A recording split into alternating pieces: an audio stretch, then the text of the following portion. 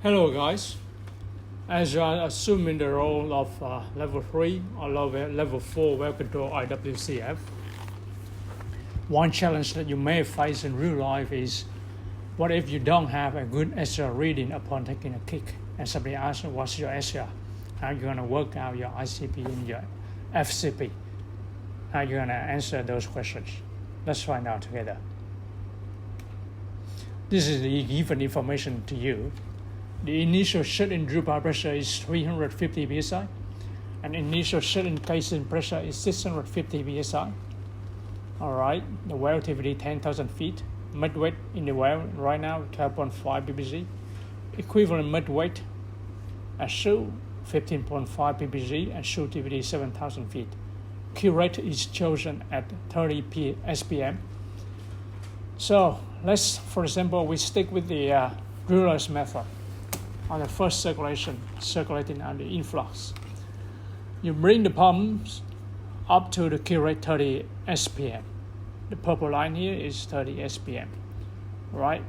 But first, we need to work out the mass. What is the mass first, so that you don't exceed mass while you're killing the well, right?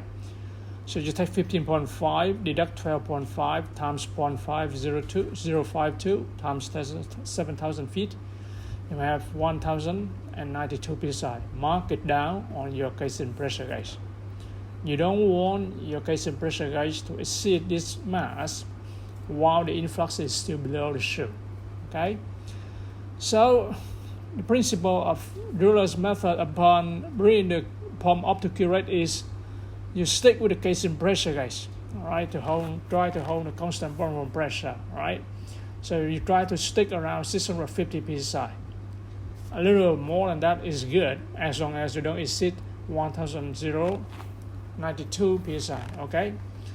So, as now your drip-out pressure upon reaching Q rate, your drip-out pressure showing 750 psi. Is that the correct ICP?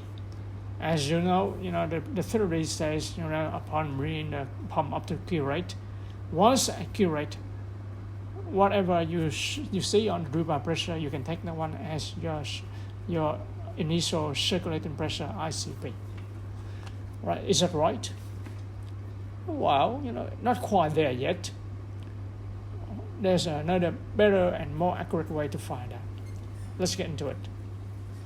Okay, we know that we try to hold constant bottom pressure by stick around 650 psi initial certain casing pressure.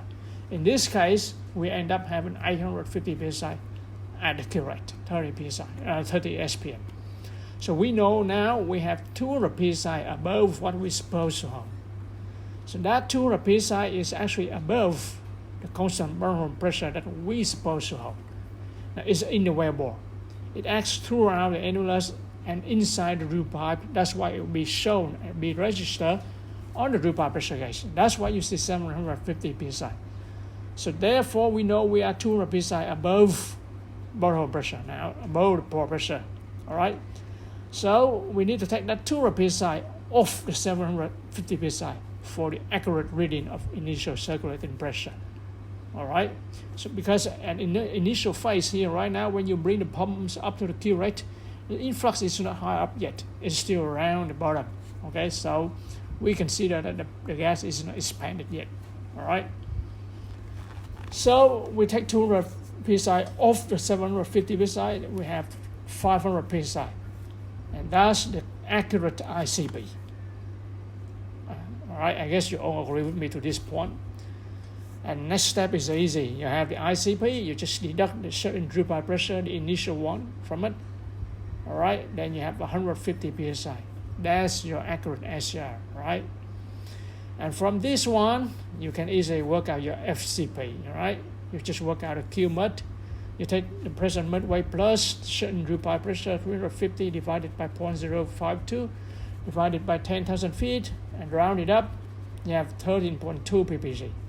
Okay, take that one divided by 12.5, and then times 150 psi, which is your SCR that you just worked out before, you have 159 psi. These figures are only for example. All right, and I hope this way makes sense for you. Thank you so much.